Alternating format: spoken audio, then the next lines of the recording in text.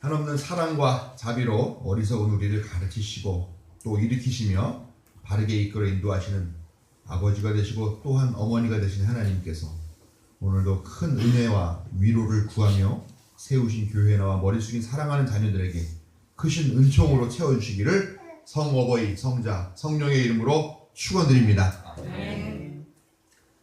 미국의 어떤 교회 목사님이 주일 설교를 마치고 이제 그 예배당 앞에서 이제 악수를 하면서 인사를 나누는데 어떤 한 남자 성도가 와서 이렇게 말을 하더랍니다. 아, 목사님 오늘 설교 참 잘 들었습니다. 목사님은 제가 설교를 듣다 보니까 아인슈타인보다 더 머리가 좋고 똑똑하신 게 분명한 것 같습니다. 이렇게 얘기를 하면서 가더래요. 아, 목사님 너무 기분 좋았겠죠. 한 주간 기분이 좋아가지고 이렇게 하다가 다음 주가 돼서 그 성도를 만나서 내가 성도님 때문에 한 주간 정말 기분 좋게 잘 지냈습니다. 감사합니다. 그런데 제가 왜 아인슈타인보다 머리가 더 좋고 똑똑해 보인다고 말씀하신 겁니까? 그렇게 얘기했더니 그 남자분이 이렇게 대답을 했답니다. 아인슈타인은 머리가 너무 탁월해서 그의 강의를 이해하는 사람이 전 세계에 10명밖에 없대는데 목사님 설교를 알아듣는 사람은 한 명도 없는 것 같습니다. 그렇게 이야기를 하더랍니다. 이 얘기를 이렇게 보면서 제가 마음이 뜨끔했습니다. 혹시 내가 아인슈타인을 능가하는 그런 목사는 아닐까? 제 이야기가 아니길 바라면서 오늘도 하나님의 도우심을 구하며 말씀을 전하겠습니다. 은혜로 받아주시기 부탁드립니다. 예수님이 이 땅에 오셔가지고 몇 년을 하셨습니까? 33년. 이렇게 성서대학을 열심히 잘 나오시는 분과 성서대학 열심히 안 나오고 그냥 신학대학교만 다니는 학생하고 이렇게 천지차이에 답변을 합니다. 성서대학을 열심히 나오시는 분은 한 30즈음 이렇게 얘기를 하고 신학교를 나온 사람은 33년 이렇게 얘기를 합니다. 네. 학교 망신 시키지 마라.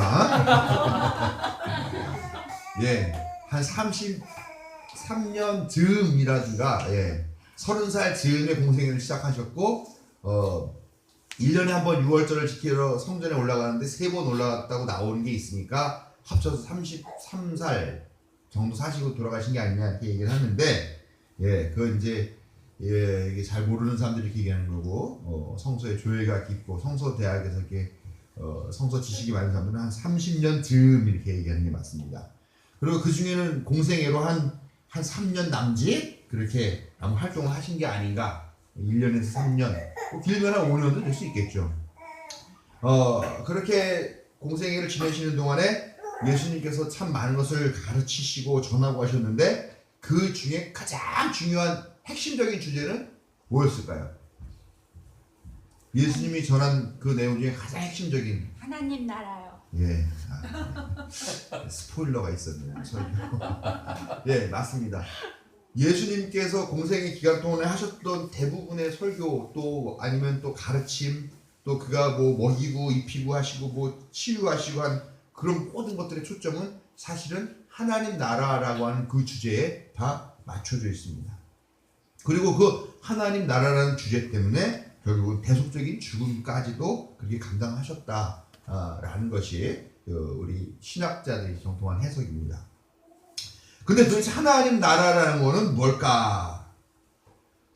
이게 참 애매하잖아요. 그래서 그럼 우리 교회에서 통용되는 이 찬송가에는 뭐가 있을까? 왜냐면 오늘 내가 하나님 나라 주제에 대한 설교를 하고 요 헌금 찬송은 요거를 불러야 되니까 그래서 찬송가를 펴가지고 막 찾아봤습니다. 그 주제별 색인을 보니까 하나님 나라라고 하는 그런 주제가 있더라고요. 근데 봤더니 달랑 4곡밖에 없어요. 그 4곡이 내 주의 나라와 주 계신 성전과 피 흘려 사신 교회를 늘 사랑합니다. 이거 잘 아시는 거죠? 이거 그 다음에 쉬운 성과 같은 교회 그의 영광 하나 없다 이런 거고요. 즉 하나님 나라를 교회와 동일하게 보는 그런 찬송들이 4곡 그리고 그걸 하나님 나라라는 주제를 붙여놨더라고요. 마음에 안 들죠? 좀 뭐 교회가 하나님 나라면 뭐 지금 그러면 저 강남에 어마어마하게 지어가지고 그 지하철까지 연결해가지고 그 지금 사회적 무리를 이끄는 거기가 하나님 나라라는 말입니까? 아니죠. 뭐 또 어떤 목사가 하나님이 이 나라를 깨우기 위해서 아이들을 수장시켰다라고 말하는 그 목사가 있는 교회가 그럼 하나님 나라입니까? 아니죠. 교회가 하나님 나라 같이 될 수는 있겠지만 교회 자체가 하나님 나라라고 말할 수는 없는 거죠. 그래서 마음에 안 들어서 또 찾아봤더니 천국이라는 주제가 있더라고요. 15곡이 있습니다. 15곡 있는데 가사들이 주로 이래요. 보아라 즐거운 우리 집 밝고도 거룩한 천국에 거기서 영원히 영광에 살겠네. 우리 모든 수고 끝나 세상 장맛 벗고서 모든 근심 걱정 사라진 사라진 뭐죠? 사라진 저 건너편 강 언덕에 아름다운 낙원이 있네. 믿는 이만 그곳으로 가겠네. 황금문을 들어가서 모든 슬픔 고통 벗어버린 후에 나 영원토록 살겠네. 검은 곳 들고서 함께 찬송할 때 우리가 서로 만나겠네. 가사가 다 이런 거죠. 천국이 어디서 많이 들어본 거 아닙니까? 예? 보아라 즐거운 우리 집 밝고도 거룩한 천국에 뭐 이렇게 하는 거죠. 주로 다 장례식 때 많이 부르던 찬송이다. 또 비슷한 주제인 게 있어요. 미래와 소망이라는 주제가 있어요. 찾아봤더니 거기도 한 15곡이 있는데요. 거기는 진짜로 우리가 잘 아는 것들이에요. 천국에서 만나보자 그날 아침 거기서 저 요단강가 섰는데 내 친구 건너가네. 저 건너편에 빛난 곳 내 눈에 환하도다. 저 요단강 건너편에 찬란하게 되는 집 빛난 하늘 그 집에서 주의 얼굴 배우리. 열린 천국문 내가 들어가 세상 짐을 내려놓고 하늘 가는 밝은 길이 내 앞에 있으니. 이런 것들 정말 이거 장례식 때나 부르던 그런 찬송들이다라는 거죠. 하나님 나라, 천국, 미래의 소망 이런 것들에 대한 찬송이 거의 다 죽음 혹은 죽음 이후에 가게 될 그 어떤 곳에 초점이 다 맞춰져 있더라라는 겁니다. 우리가 소위 말하는 천당이라고 하는데요. 근데 정말 예수님께서는 그 살아계시면서 한 3년 남짓 가르치는 동안에 이 우리들이 살고 있는 이 세상, 이 지구를 갖다가 정말 고통스러운 세상, 정말 하루빨리 죽어서 여기를 떠나가지고 저 밝고 빛난 그곳 가야 된다라고 그렇게 설교를 하셨느냐라는 겁니다. 가만히 생각해 보니까 그러진 않죠. 예수님이 이 세상 참 험하다, 더럽다, 살만한 가치가 없어. 그러니까 여기서 잘 살아서 빨리 죽어서 하나님 나라 가자. 거기 가면은 금은 보화로 지어놓은 집이 있고 너희들 위해 문패가 다 다이아몬드 파 있으니까 어서 입주해서 거기서 행복하게 살아라. 그게 진짜 참신앙이고 그게 진짜 하나님 나라라. 이렇게 가르쳤냐라는 겁니다. 그럼 이 세상에서 살 필요가 뭐가 있어요? 빨리 죽는 게 우리의 목적이 돼야 되죠. 예? 그럼 기독교 틀렸습니다. 영생교가 맞는 거죠. 빨리 이 세상 떠나서 가야죠. 옛날에 영생교 사건 있죠? 우리 지금 요즘 나오시는 그 최 선생님이 하시는 거 영세교라고 하고요. 전에 영생교가 있었죠. 예, 거기는 다 모여서 뭐 했습니까? 집단 자살했었어요. 그게 맞는 거죠. 이 세상 살아서 뭐합니까? 빨리 천국 가야죠. 그럼 예수님이 과연 그거를 가르쳤느냐라는 겁니다. 교회라는 데가 온통 천국을 팔고 하나님 나라 장사를 해먹고 있는 것 같지만 사실 그런 천국은요, 가고 싶은 사람 있습니까? 마지못해서 가는 거고요. 갈 날이 얼마 안 남은 그런 사람들에게는 약발이 통하는 그런 상품이다라는 겁니다. 예? 우리 하목군 장로님이 이 자리에서 제일 연로하신 분일 것 같은데. 나 안 갈 건데. 봐요, 당장 나오지 않습니까? 아예 안 가. 예? 이렇게 물론 제가 볼 때 앞으로 30년 더 사실 것 같긴 한데, 예, 그래도 이런 분도 당신 하나님 열심히 믿었지? 구원의 확신이 있어 없어? 빨리 하나님 나라 갔으면 좋겠네 라고 말하면 안 간다고 그러는 거죠. 90 먹은 노인네, 100살 넘은 노인네한테 한번 그렇게 얘기를 해보세요. 아유 장로님, 아유 권사님, 그동안 신앙생활 열심히 잘 하셨는데 이제 빨리 와서 하나님 나라 가서 하나님 품에 안기셔야죠. 그러면은 그분들이 어떻게 하십니까? 이 미친년이, 이게 미친년이 바로 그러고 욕 나온다라는 겁니다. 안 그렇습니까? 여러분, 똥밭에 굴러도 이승이 좋다라고 하는 그런 말이 있죠. 아무리 연세 많이 드신 분이라도 거기 가서 빨리 하나님 나라 가셔야죠 그러면은 주책 맞은 사람이라는 소리밖에 못 듣는다는 거죠.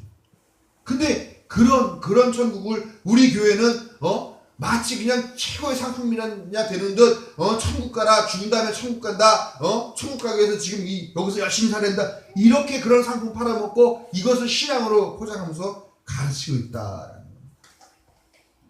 그 하나님 나라 어디 있습니까? 뭐 저기 안드로메다 성운 어디쯤에 있는 그런 나라입니까? 아니죠. 우리가 죽은 다음에 영혼이 되어서 그 영혼이 구천을 떠돌다가 가는 그 나라가 하나님 나라입니까? 천국입니까? 죽은 사람들만 모아놓은 그 나라가 하나님 나라가 아니라 산 사람, 살아서 펄펄 뛰고 두 눈 시퍼렇게 뜬 그런 사람들이 사는 그것도 바로 하나님 나라라는 것을 예수님은 분명히 우리 가르치셨다는 겁니다. 왜냐? 예수님이 사용하신 비유 보세요. 천국이 무엇과 같은 고하니 여자가 반죽을 하기 위해서 부어놓은 밀가루 3말에 누룩과 같다. 열심히 반죽해서 아침에 일어났더니 크게 부풀어 올랐다. 천국이 무엇과 같으냐? 씨를 뿌리는 사람과 같다. 밭에 나가서 씨를 뿌리는데 그 씨가 어디 떨어져서 뭐가 되더라. 천국이 무엇과 같고 어떻게 비유할고 포도원에서 일할 사람을 구하는 주인과 같다. 천국 잔치와 같다. 다 살아있는 이야기, 다 생육로가 넘치는 그런 이야기를 통해서, 그런 비유를 통해서 예수님이 하나님 나라를 이야기하셨는데, 왜 오늘날 교회는 죽은 다음에 간 시체들의 영혼들의 그런 어떤 나라로 그렇게 생각하고 그것만 천국으로 생각을 하느냐라는 것입니다.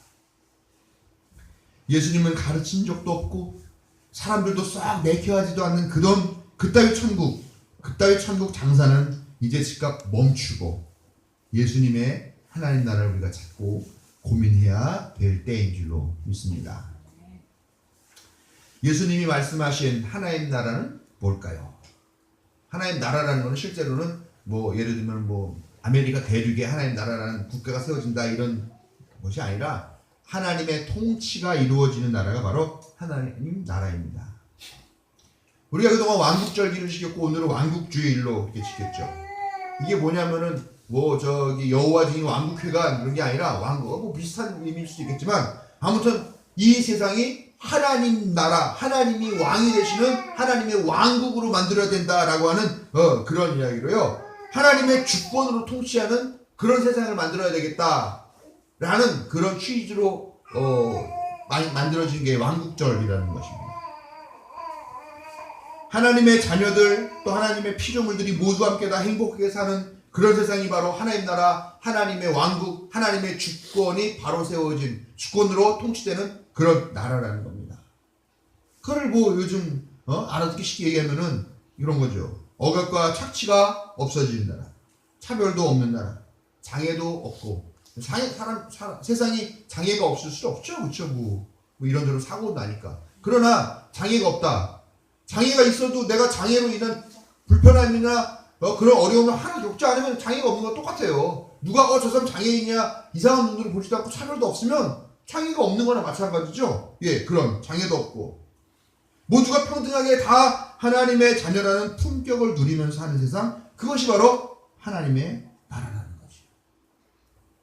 거기다 또 자기가 일한 만큼 누리는 그런 세상. 예? 제가 유럽 다녀보고 어디 다녀봐도 한국 사람들처럼 이렇게 열심히 일하는 사람들이 없습니다. 근데 왜 우리 삶은 이렇습니까? 예? 가족과 한번 생일 맞아서 외식 한번 하려고 해도 지갑 이리저리 살펴봐야 되는, 왜 그렇게 열심히 일하고서 그렇게 살아야 돼요? 이사야서에서는 나오죠. 자기가 가꾼 밭에서 나는 소출을 먹고 자기 포도원에서 나는 포도주를 만들어서 먹고요. 자기가 지은 집에서 살고 자기 아내와 같이 사는 것이 하나님의 복이다, 그렇게 이야기를 합니다. 참, 이게 복이에요, 그렇죠? 당연한 거죠, 그러고. 근데 우리가 지금 그런 걸 못 느끼지 않습니까? 예? 2년마다 전세 보증금 올려달라고 막 쫓겨다니고 있고, 예? 계속 무슨 명절이나 무슨 가족간 대소사 있고 경조사 있으면 그냥 걱정해야 되고, 아이가 또 하나 높은 학교로 진급하면 또 학비 교육비 걱정해야 되고. 참.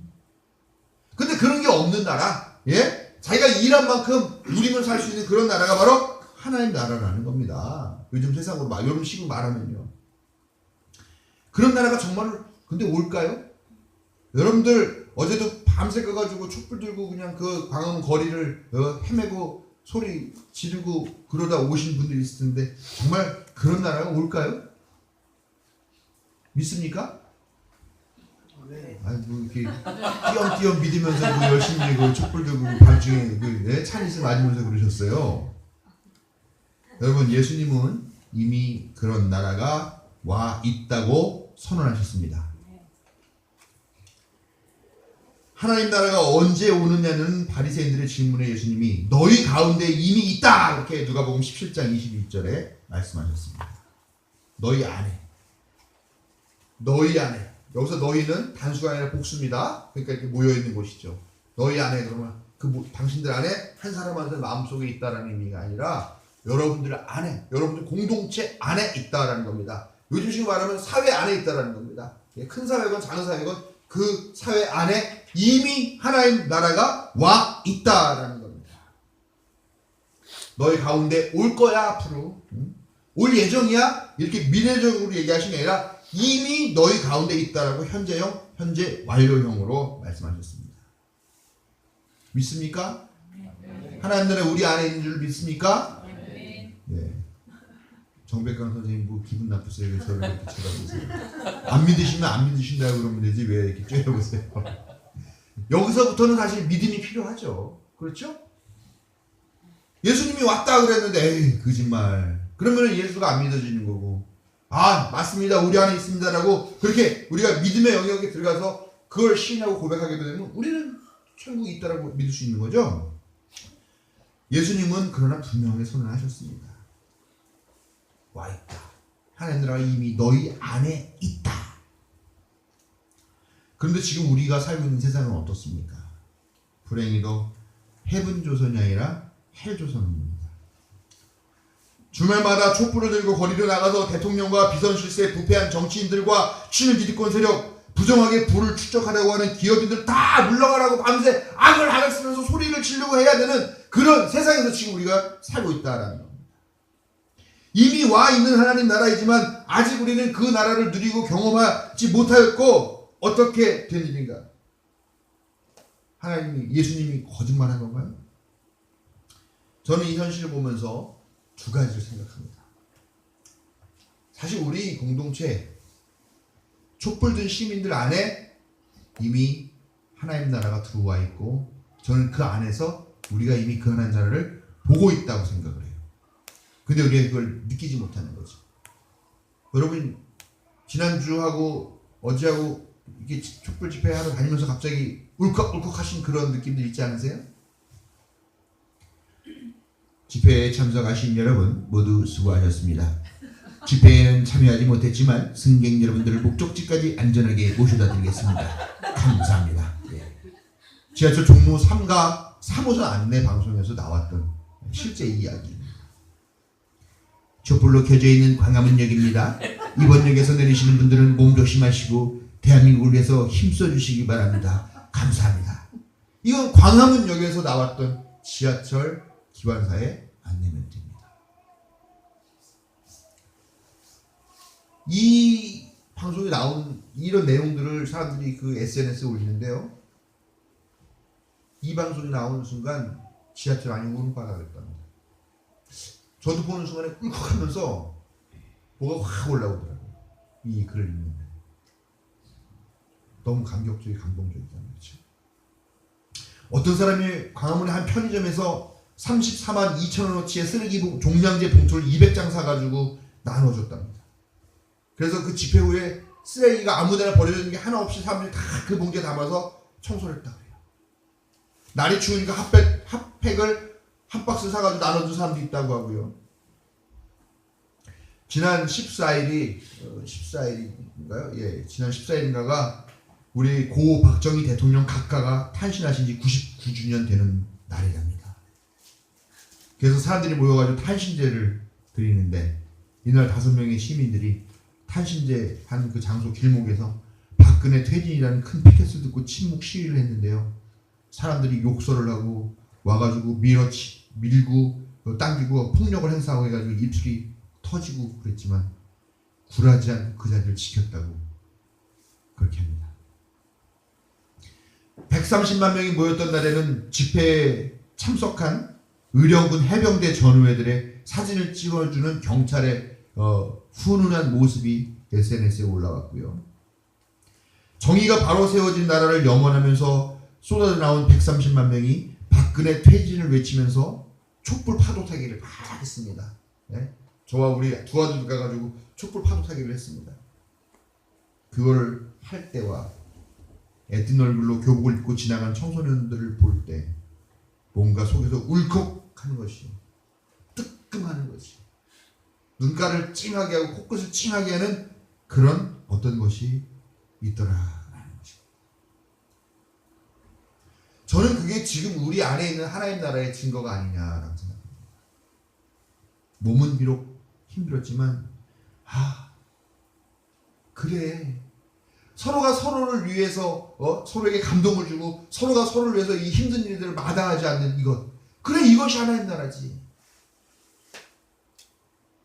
하나님 나라는 이미 우리 안에 와 있습니다. 하나님 나라는 그렇기 때문에 우리가 발견해야 됩니다. 우리 공동체 안에서 계속 하나님 나라를 찾아내고 발견하신 여러분 되시길 부탁을 드립니다. 또 다른 하나는요, 결국 그렇다면 하나님 나라는 우리의 손에, 우리 공동체에 달려있다는 겁니다. 예수님 선언하시죠. 이미 하나님 나라 너희들에게 주어졌어. 주었는데 왜 사용을 안 해? 예? 마치 어디 돌아다니면서 막 돈이 한 푼도 없어가지고 비굴하게 얻어먹고 친구한테 야, 돈 좀 꿔줘. 내가 지갑을 오늘 안 갖고 왔어 그랬는데 나중에 주머니에 손 넣어봤더니 거기에 10만 원짜리가 수표가 탁 들어있는 걸 보고서 느끼는 그런 느낌이잖아요. 예? 아니 이미 나한테 주어졌어. 근데 그게 있는지 몰라. 그냥 지옥같이 살고 있어요, 매일매일. 근데 예수님이 말씀하시는 거죠. 이미 와 있어. 너희 안에 있어. 우리는 그것을 주머니에서 꺼내서 사용하면 됩니다. 우리 공동체 안에 있는 걸 꺼내서 사용하면 되죠. 그걸 만들면 됩니다. 하나님 나라가 나타나게 하면 되고 누리면 됩니다. 우리 주위에 나누어 주고 알리는 것, 그것은 전적으로 너희 가운데 주어졌으니까 너희, 즉 우리가 알아서 해야 한다는 것입니다. 우리는 아직 하나님 나라를 맛보지 못했습니까? 아직 누리지 못하고 있습니까? 그럼 이제 누리면 됩니다. 네? 아유, 언제 오십니까 하나님? 골방에 처박혀가지고 아이고 빨리 오십시오, 빨리 오십시오, 뭐 마라나타 주님 어서 오십시오, 이것만 하고 있는 건 아무 의미 없어요.